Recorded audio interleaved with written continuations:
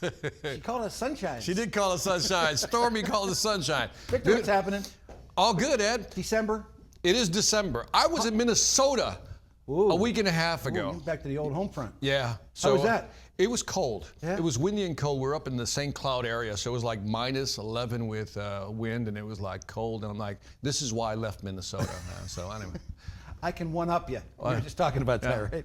I can one-up you. I spent the Sunday after Thanksgiving shoveling snow off the roof of the wooden tent we have up on Lake Erie. 48 inches of snow. That's amazing. The place is 100 years old. You got to get the snow off or the dang roof will fall in. Yeah, I remember in Minnesota we used to have that. The roof break. The snow shovel, the shovel that you did. Like 20 feet out there. Yeah, it's incredible. Not fun. I'm too old for I don't that know crap. why people live there anymore. Move. It's beautiful in the summer. That's about it.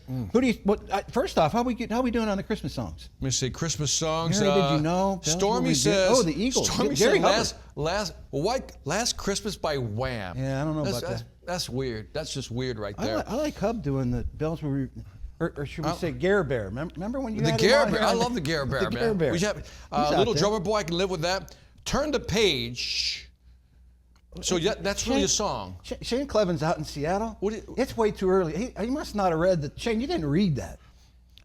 Christmas holiday song. No, by the way, Matthew, I'm with you, Matthew. Christmas and Hollis. What? I never heard. Nobody's ever put that one in there. I want a hippopotamus. Well done, man. Well done. A hippopotamus? Lindsay says that's shorts weather in Minnesota. That's going to make me laugh. Shorts weather in Minnesota, she said, when you were up there. Oh, God. Yeah. Unbelievable. I like Don Henley. Derek says, please come home for Christmas. Die Hard soundtrack. Nick's got issues, man. He needs to deal with them. Shepherd Boy by Chris Tomlin. What else you got in there? Winter Haven says, Grandma got run over by a reindeer. I think that is an actual song, right? Yeah, it is. It is an actual song, It makes you chuckle. It makes you chuckle. All right. What else is going on? Oh, so okay. right now, I got the grandkids, right? So yesterday, I'm here and I can't be What do there. they call you again? Yeah. What do the grandkids call you? Papa Bear. Papa Bear. Okay, just Papa Bear. But I got to watch the 7-year-old via FaceTime, do her little piece. She had a little, not a solo, but she was standing up there reading some lines, and she's the prettiest girl in the whole group. Prettiest first grader in all of South Park, Pittsburgh. Of course she is. Let me see what else. What else? Jacob Johnson has 16 tons. Tennessee Ernie Ford. I got 16 tons. What do you get? Is that a Christmas song? I don't think so. Jacob. Another day older, deeper in every debt. time Jacob posts, I get a little worried. I don't know about this group. Anything by Pentatonics. Some good ones in here. The Trans-Siberian by the way, Matthew Orchestra. had to explain. Yeah, that's a Run DMC. Hollis, Queens. Yeah, thank you. Gotcha. She had to explain that when the people go, what is that? All right, Christmas in Hollis. who do you see out there? Let me see. Matthew Jennings, what's happening? I got Patty G. Gangsta out there. She's got the hair up. There you go. Thank you for that. Brian Ritzert's out. He's one of them Yinzers out of Pittsburgh. How about them Steelers, by the way? What is it? Catherine, she's got to put, quote, Nikki Euler. Yeah, that's how cool people do it. We just quote everything. Mike Palermo, well, we don't like him, so let's just move on. Sean Rust, he's licking his wounds after the. I think there's a team from up north that beat those Buckeyes. I don't know. I got Lyle Biggs looking serious, like somebody licked the red off your candy cane. Smile, brother. It ain't that bad. It ain't that bad, man. Chris Toledo, congratulations! You're like days away from taking that branch over, aren't you, brother? Good for you, man. And then Joseph, by the way, Joseph Dendigger is just bored.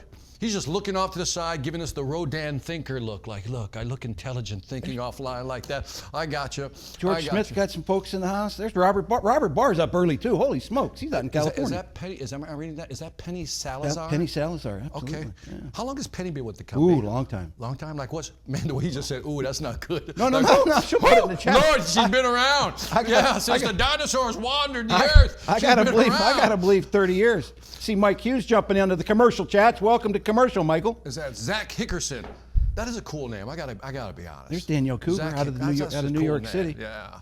Did you ever go to New York City for like the Thanksgiving Day Parade or anything like that? No, like is it the Macy's Day Parade? Yeah. No, I don't. We went one year. We took the kids. I've seen it on TV. I've seen the movies. Yeah. That's about it. Let me see who else is out there. I got Derek Stewart again.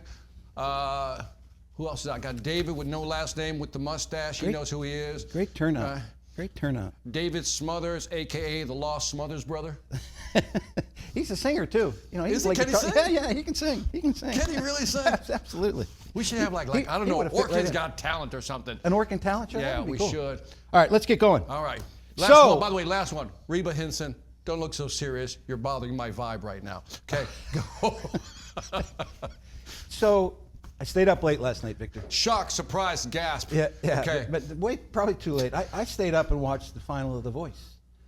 Yeah, I know you always give me a hard time about The Voice. You watch The Voice? Most of the folks out there know that's the only TV show that I watch. I don't watch anything else. Why? Other than The Voice. Okay, so we need to do some deep psychotherapy here. Like, why do you feel the need to watch The Voice? It's my time with my wife. If it's a 2-hour show. Oh, that's a good answer. I thought you two were going to bottles say of that. wine. If it's a 1-hour show, it's 1 bottle of wine.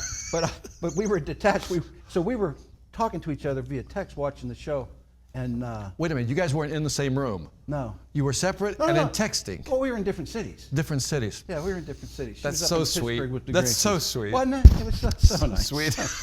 But Michael Bublé, a first-time coach. Michael Bublé? Bublé, yeah. Not like the singer. Mike Bublé. Bublé, the singer. The singer, okay. Yeah, the Canadian singer. Yeah, okay. I know he is. First-time But coach. it's Bublé, he won no? the title with this dude, Sofranio Vasquez from the Philippines. What's his name again? Sofranio Sofranio Vasquez from the Philippines. Anybody saw it last night? Put something in the chat. Victor, I've been watching The Voice every episode, every season. Yeah. This guy opened up with the 4-chair turn, and there was no doubt every night that they had performers, he was dropping the mic. There's no question he was going to win. Everybody knew he was I'm going going to to look win. up Sofranio Vasquez. Oh, is he that good? Check him out. What type of music does he sing? They sing everything on the show, but I don't know exactly. But he's like a crooner, maybe. Maybe a crooner? Okay. Yeah. Okay, like a Bublé. Okay. Post it in there if you saw Sofranio win the title there. I might be the only guy on the planet that watches the show. But, you're all into it. We're like, okay, Ed, nobody cares. Let's move. Nobody cares. Ed, I care. I appreciate that. There you walk back. that was very sincere. Hey, last broadcast we offered up some gift cards if you posted your mentor score in the chat, and if it was over 775, I think we gave you 1 entry, and if you were 800, we gave you 2 entries, and there was a random draw. Trust me, there was a random draw that one of my little granddaughters did, and here are our winners. Eddie Ramirez had an 804 mentor score. He's a winner. Gloria Ibarra, she's one of the branch managers out in California. Her score was 802. She's a winner. Don Sickles, a Yinzer out of Pittsburgh, 831. He's a winner. Ron Fay, I saw Ron Fay on the broadcast. Ron, $100 is coming your way. And Clark Ferguson, who I believe is out of, I met him a couple times. He's in Springfield, Illinois, I believe, or Springfield somewhere. Springfield, Missouri, I believe is where he's from. So you folks, when I send the gift cards out over the weekend for the broadcast for the 75K Club winners, those will be included. So, and we'll get them to them, Victor, in time to do a little holiday shopping. There you go. There you go. What was the total again? They had to be over 775. Okay. And I found out after the broadcast that I think you start out at 850 and you can only work your way down. But the company goal is to get everybody to 775. And again, that's that app that just makes us better drivers, safer drivers, and quite frankly reduces these expensive claims that we end up in. And getting everybody home safe. Have you guys ever totaled? I mean, maybe you don't have this number. I know you hate when I throw these wild card questions. Like the financial impact, like to the they got it. Have you quantified that? Can you share or not really? I don't know enough about it. But I'm sure that Jerry Galoff shares it with us all the time. Okay, so the it's financial on his impact, radar, the financial impact of our bad driving and our bad behaviors out on the road. You know, like we had a couple folks, like last month, go like over 100 miles an hour in their working car. Okay. And they got fired. They got fired. Really? Oh yeah. Yeah. All right. Absolutely. So yeah, that's what that's all about. Moving on. Yeah. So don't go 100 or you're going to get fired. Moving on. So let's do some numbers and then we'll get into some content.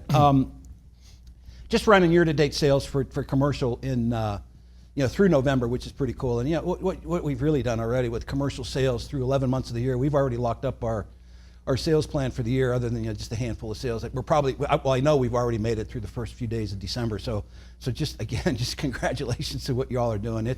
It's incredible what has happened here since we kind of cleared our way out of COVID commercially. We have not missed a sales plan. We have not run less than a 12-13% commercial sales increase overall. I guess four and a half years running now. So just outstanding. But to break it down just a little bit. Local commercial sales through November, 11 months, $150 million, 13% year-over-year increase. Just crazy, just crazy. Team sales, that one we talk about all the time, that's really become the lifeblood of a lot of our account managers, and we'll talk a little bit more about that when we share the individual performers, how they're engaged in team sales, driving them to get over that $75,000 mark. Team sales for the year, Victor, up 24% year-over-year. accounting for almost $40 million worth of Hot dog. commissions that come to these folks. You know, total, you roll it all together, you roll all our commercial sales together through 11 months, $202 million. 14% year-over-year increase. I had the luxury, I guess the privilege, more so, not the luxury, the privilege of sharing your results with all the big cheeses last week as we moved into our planning session, and I can't thank you enough for what you've done. It was recognized. I was sitting next to John Wilson, you know, our chairman of the board now. Right. He was, you know, I was going through my presentation. It gave me 10 minutes of thunder, right, to get up there and tell their story. And when I got back to my seat, he had slid me a note over, which was really cool. Okay. And he took they print these books that these guys follow along on with your slides. Right. And he tore the page out. And he just wrote me the coolest note, you know, about the incredible sales year that y'all delivered. So I'm the lucky guy that gets to get the credit for it. But again, I can't thank you enough for what you're doing. It just continues. And even this month already, 10 days in, 12 days in, we're already crushing commercial sales again. Nice. I don't know where it ends. Now the problem with that is, you know, those sons of guns down here in Atlanta, they budgeted to that too, Victor. So next year they loaded the wagon on y'all for commercial sales moving forward into 2025. You know, one of them head scratchers, you know, is the guy that has to share this news with the DSMs and the divisions. We're loaded for bear again. I mean, Have you shared the numbers yet? No. Some of their divisions probably have. Holy bucket, because I saw the number. They're huge. It's not, huge. so we got our work cut out for us. But again, in the note that I sent last night, how you finish December is kind of how you come out of the gates in January. And I am fully confident I had to say that in front of these big shots that we're fully confident in delivering that, particularly the commercial numbers. So thanks again. A couple things to note, you know, from the numbers that I shared with the company.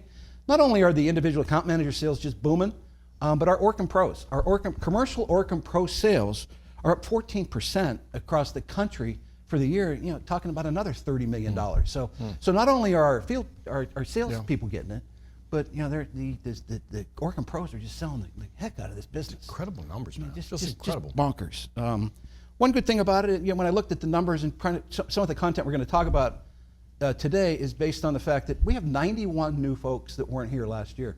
Our headcount is up 91 year over year from last year. So we've got a lot of new folks out there. We've done the managers and the teams have done a great job of adding boots on the street, as I call it, to make us be able to continue this growth. This is 91 just commercial, right? Yeah, just commercial. Yeah, we got 140 on the residential side, but 91 more folks. So we're gonna slow down some content in a little bit, but just outstanding. And of course, you know, none of it matters unless it converts to profit. Monster profit month across the board for Orkin US and every division.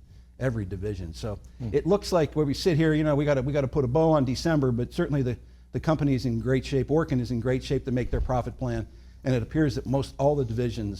There's only one that has has a little bit of a road to go to get there, but we're fully confident they're going to get there. So just outstanding performance when it converts to profit. You know, my boss was in here yesterday doing his chat for Pat broadcast, and he's happy. Everybody's happy. Right. So life is good. Life is good. Life is good. Victor, in addition to those great company-wide performances, guess what we have? The list. We have a list. We have a scoreboard of all the folks that got paid on $75,000 in commercial sales in the month of November. Stormy?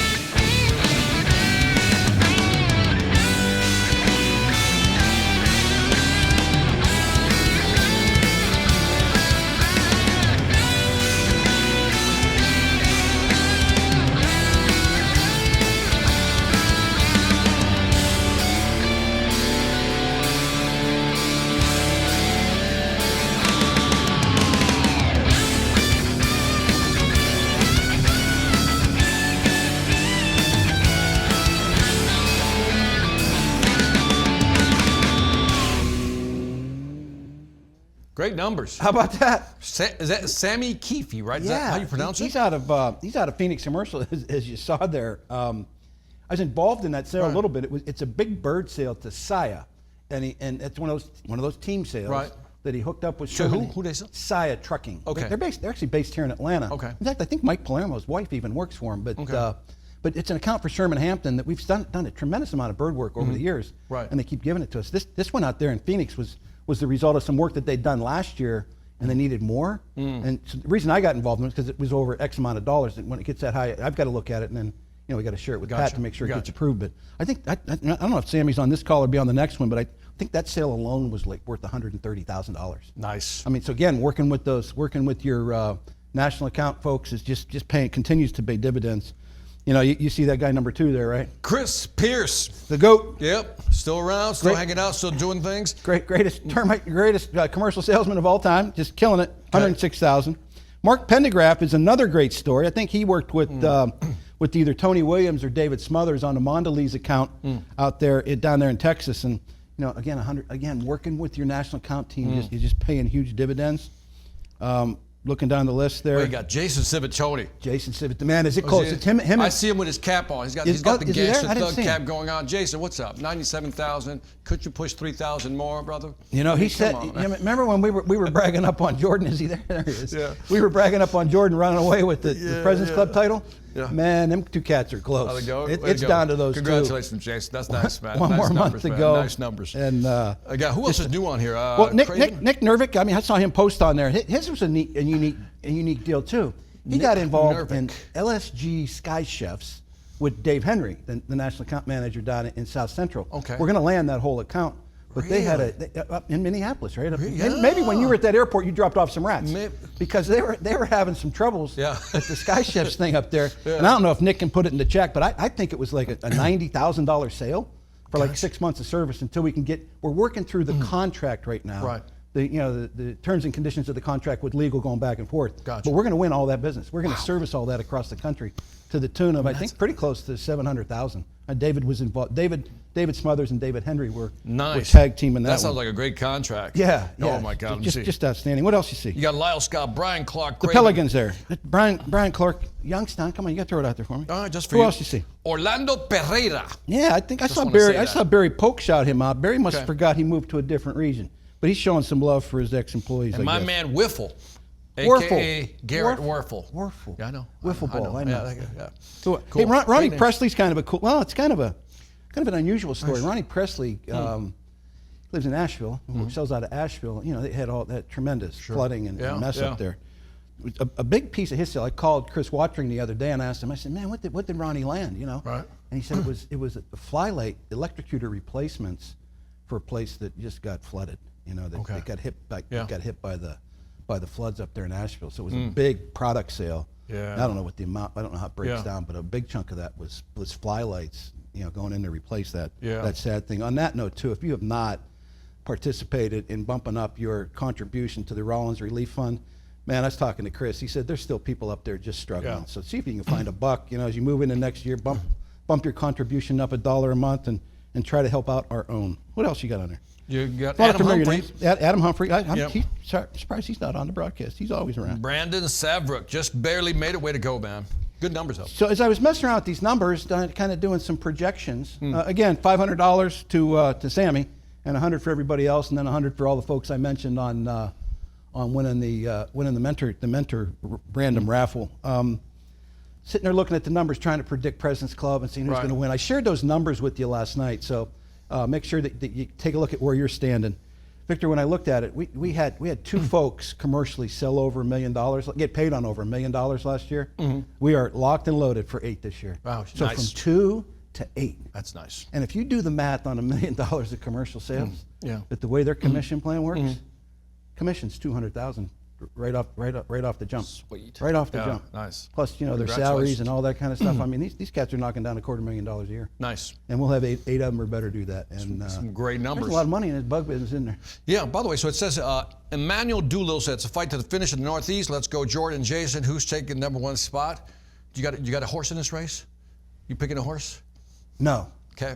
I got a little insight. So why do you always do that to me? How can I pick between these two guys? I'm gonna go with Jason. I believe Jason will do it this year, Only man. because he's on the broadcast and you like his hat. No, I like his hat. He's gonna do it this year. Jason, I believe in you. He'd be back to back if he pulls this off. All right, what else is going on? That's it. So, go ahead. Anything Mike else? Palermo says last day for ESPP enrollment. Huge opportunity to make some free money. Yeah. Absolutely. Okay. And I don't know, oh, Nick Nervick said 4-hour meeting to get that thing signed up. 86,000 was that sale up at the Minneapolis airport. Okay. 86 grand. Think about that. That's the first one. Yeah, and that's the first one. There's another one working right now that we're going to do too. I know we've inspected JFK and we've inspected Boston as well. And, just to be able to get into those accounts. Yeah, it was. I mean, that's impressive enough. That's not to slow this thing down a little bit, but that's another example, folks, of one of our competitors just struggling with their service delivery. And David Smothers is shaking his head. Yeah. You know, we got some bids going on OK Foods right now too. We've got invited in there to quote them. And Rentokil, I mean, don't just say it. I mean, they are struggling to beat the band. I mean, almost to the point where if I was an account manager and I saw a Rentokil truck driving around, I'd follow that darn thing right to the stop. Why do you think they're struggling? Well, they combined with Terminex and did all that kind of crazy stuff, right? Is it just the number of people, the access to the field, or what? They're not having enough people? What do you think it is? Just this big state of disarray. Okay. I've talked to a bunch of their national account salespeople about coming to work for us. Right. You know, So they might be losing people at the same time, so they don't have enough people? 100%. Okay, so coverage would be a big issue. That's one thing, Okay. and they're just in this state of flux because they don't know who's in charge. They've not figured out to determine who's in charge. Got it. What's Matt doing in here? I don't know what Matt's doing. Matt's moving furniture around. Yeah, Matt's moving furniture around while we're trying to do a broadcast. Yeah, it's like... Stormy's over the speaker saying, I keep moving, so this chair was in the shot. So they don't care. All right. All right, content time. Yeah, so thinking about the 91 new folks and the fact that, you know, all these examples of upsells, you know, just selling more business to current customers, you know, thinking about what we could talk about. And I actually went back, and this is kind of a reminiscent of the broadcast we did in December of 22. And I shared it with you, and I said, man, he said, wow, that was a long time ago. But man, does it make sense this month? And it revolved around when your book first came out, Mastering the Upsell. So let's talk, we talked Mastering the Upsell at length residentially, but let's talk Mastering the Upsell commercially. So talk a little bit about your thoughts, why you made the book, and what your whole focus around it was. Okay, so Mastering the Upsell came out about 2 years ago, and for those of you familiar with the Sales Velocity Academy, you know there's only 4 ways to grow your sales, really increase your sales velocity. Gain new clients, increase your close rate, increase your average deal size, or reduce your sales cycle. That's it, 4 ways to grow your sales revenue.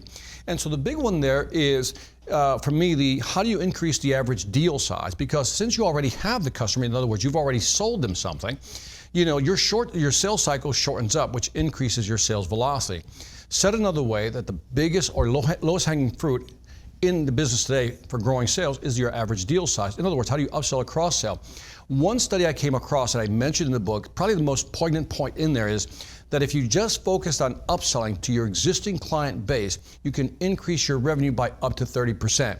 And you really got to think about that one, that if you just focused on existing customer base, how do you increase your sales? You can increase your sales by up to 30%. Now, what I also mentioned in the book is, and Ed, let's talk about this, and I didn't tell you this ahead of time, but I think it'd be interesting, is that I talk about how do you create a upsell or cross-sell matrix or map. In other words, if I've sold this customer this, they'll typically buy this or this. Let's talk about that for a little bit, because I think that's important. Yeah, and I think when we talk about this, you know, the only reason that folks fail commercially with us is they lack places to go. You know, y'all are pretty talented salespeople. We hired you. You made it through the, I guess, the monotony of getting hired and getting put on board here. So we know you can sell. We think you're a pretty good person. The only reason you're going to fail is you don't have enough places to go. And we have all these current customers that we can go visit and go make some friends and sell some business to. But you know, talking about the mastering that upsell piece, it's imperative that they get out and they talk to these folks. Right. I think that's one of them. Yeah. And I think when we talk about, and I mentioned this last time we had this conversation, like Amazon, people who bought this has a recommendation engine, also bought this, this, and this. And that's a good place to start. So if I'm going to go see a client, if I already know what they bought, if I understand my matrix, if people who bought this, like a recommendation engine, typically buy this and this is what I'm going to go back for. Absolutely. Right? But part A of that, before that, the preamble of that is that you should have already mentioned some of these other products during the first round when you initially talked to them. You add to that. And we try to do that with the bundling. So let's use an example of a restaurant. If a restaurant doesn't have fly service, they're a candidate for a fly program proposal. I mean, they're a big candidate. They should have it. And you can sometimes identify that in the system when you get into BOSS. I mean, if you see a restaurant that's $100, you know they probably don't, $100 a month, you know they probably don't have fly services, right? So I think that's it where, a restaurant should have that. Restaurants should have fly services. They should have a whole bunch of our services.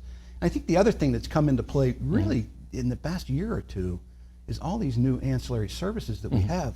There's a lot of our customers out there today that don't have the awareness of the stuff that we have.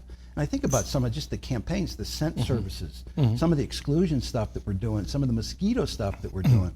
There's a lot of our current customers out there that don't have the awareness that we have it. And it all fits into their mix. Right. You just got to get out there and kind of kick the tires and get in the game. And that's a big one, one, by the way. The aware piece is big because sometimes they simply don't know you have that, or they're not thinking about it because they have other priorities. So I've always liked categorizing them into 3 levels, right? There's people who are unaware. So our job is to make them aware. There's the second level, which is they're unaware, but they don't care. So our job is to make them care. Sure. Right? And the third, final level is they're aware, they care, they just don't know what to choose. So it's kind of a 3-level escalation. So in my mind, I'm always trying to sell the customer. Sometimes they're not aware, and if they're aware, why don't they care? And my job is to figure out, how do I make you care about this? And that's where the sales pitch comes in. Absolutely. And I think that our marketing team does a really good job of creating some of that awareness with some of the emails. Right. Like every time they send one of these emails that talks about exclusion or mosquito services, the phone sometimes rings inbound. But what if we tied that into going out and visiting these customers at the same time those emails are coming out and hitting them with my approach has been very simple to commercial sales since the first time I really walked into it full time in 2000, right? With Freeman when he brought me in to manage some of the salespeople for him in one of the commercial regions. Just get out there and get in front of these customers, go make some friends, and serve up all the things that we have. I'm convinced to this day that you can sell $20,000, $30,000 a month just in upselling current customers, let alone what that does when that puts you in that property that we're servicing. Just walking next door and saying, "Hey, Victor, I was over at Stormy's place. She's tickled to death with our service. Why aren't we doing business?" So I don't want the singular focus being just chasing current customers, because I chase current customers to get places to go next door, right? So that I can bring. It's a 1-2 punch, because you got to bring new contact in. You got to bring new it's items like, into the it funnel. has to be like a mix almost, right? It has you got new outreach, but you also got to go back. And by the way, going back to people also builds a sort of mental momentum, right? If I go visit you, I know you already. It gives me a little confidence to kind of make some new calls to other companies, or maybe even get a referral. One of the things we used to do, Ed, when I used to sell across divisions, so I used to be responsible for 7 different divisions selling each of their products. What I was always measured on was my, they called a portfolio share. And that is, if I sold you a product, I said, you need to sell the other 6. And if I didn't sell the other 6, they were on me. And so another way of looking at it for Rollins, Orkin, would be, what's our portfolio share? If I sell, for example, restaurants, and I know typically for restaurants, and I'm making this part up, 5. There's 5 different products we sell them, and I'm looking at my to-do list, right? My hit list. I'm going, we've only sold 2 of these to this. I know there's 3 more I can sell. So I would be hitting them like that to make sure I get I'll call it the Yahtzee or the bingo, and get all 5. I know that Mike Palermo and those guys in the commercial division are doing a much better job of identifying what we're selling and what we're not selling. What we're not selling. What we're not selling, and building the education. So some of the trainings that we're doing, and the ones that we're going to do a bunch of trainings this year, are focused on those products that maybe they're not moving. Scent Services launched, probably 8 months ago, and it kind of laid an egg the first time. When we came back and launched it the second time, it got a little bit more legs. So you'll see it again next year as you get more familiar with it. That when I think about all these services we have, I think about the 91 new folks. I really focus on the new people here. Some of these old dogs, the Chris Pierces, they figure all this stuff out, right? But these 91 new folks, we have so many products to sell.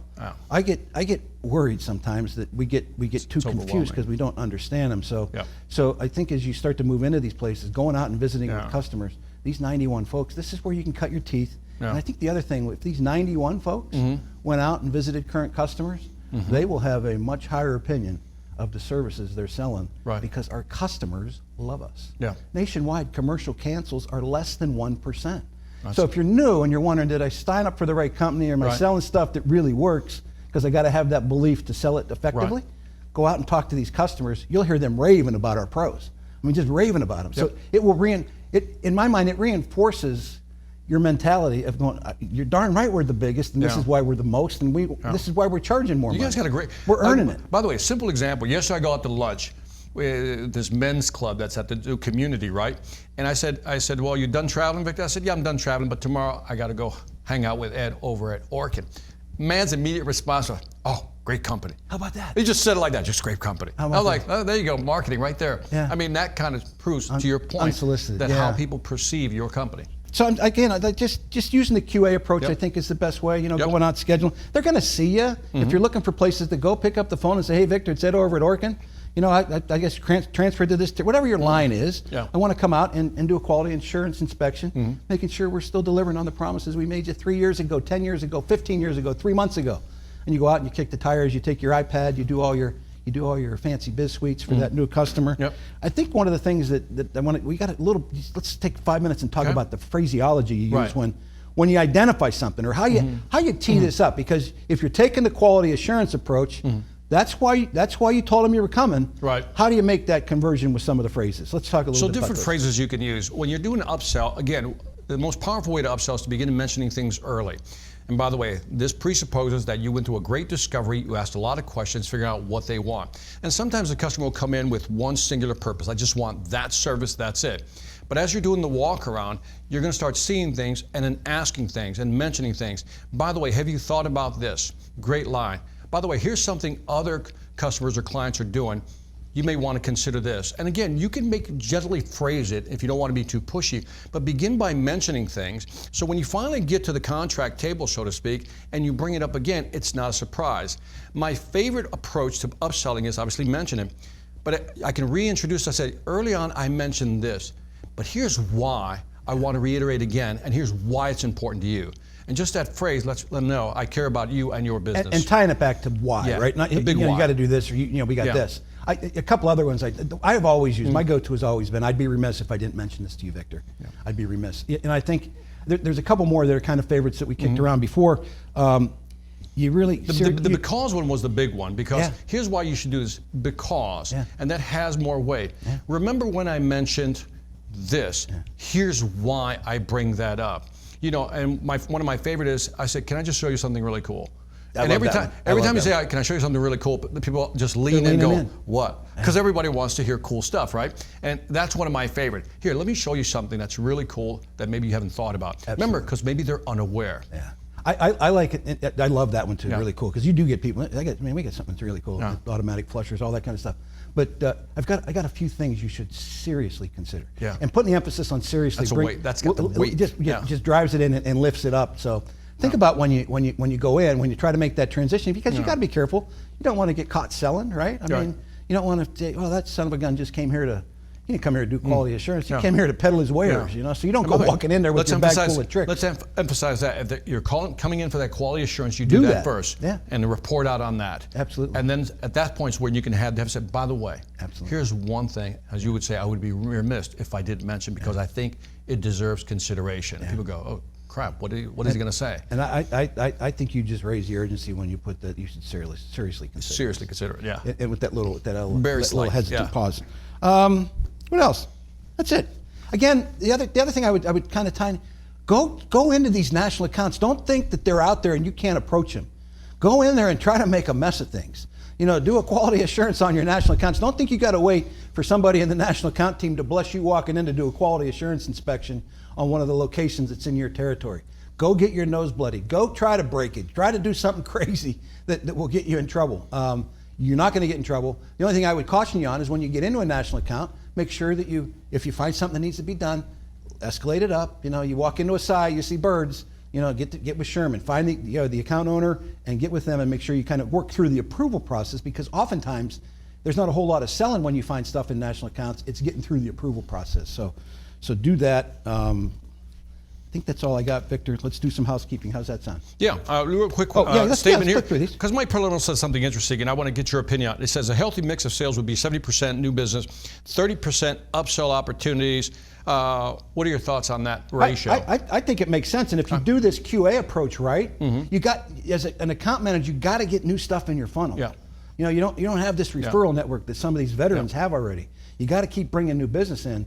And I think to jumpstart it or kickstart it, go do a quality assurance visit or 2 a day, right? And go next door and start pulling things into the funnel. It's so much easier to walk next door and say they're tickled to death next door.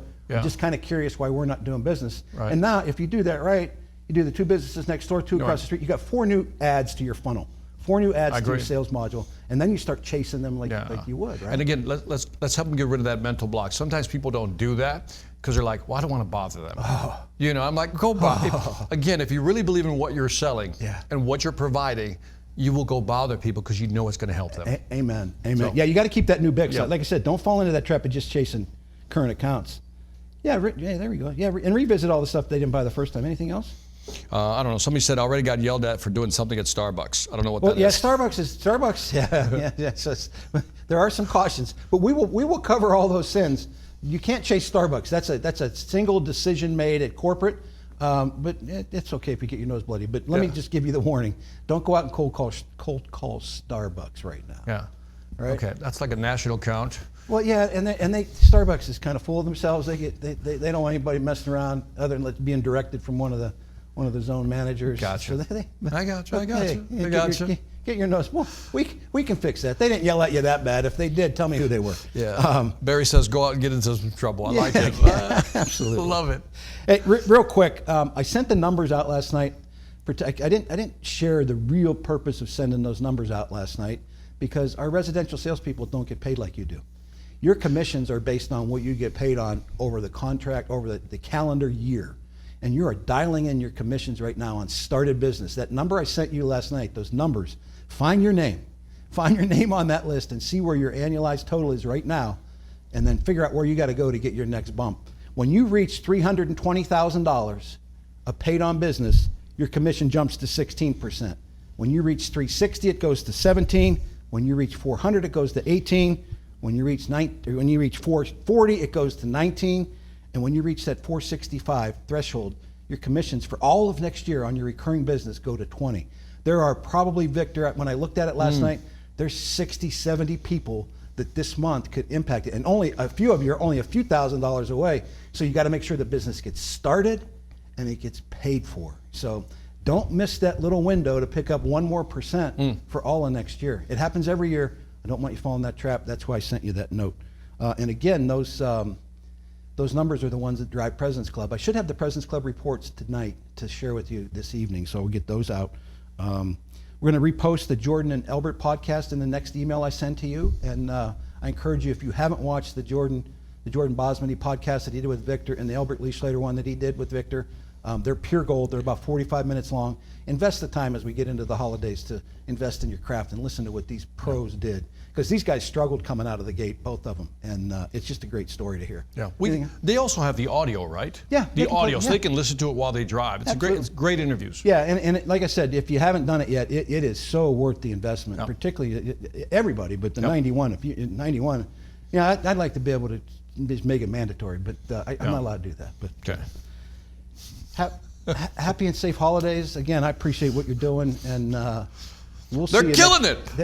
You're all mellow. It's like, I'm happy with good numbers. No, they're killing it.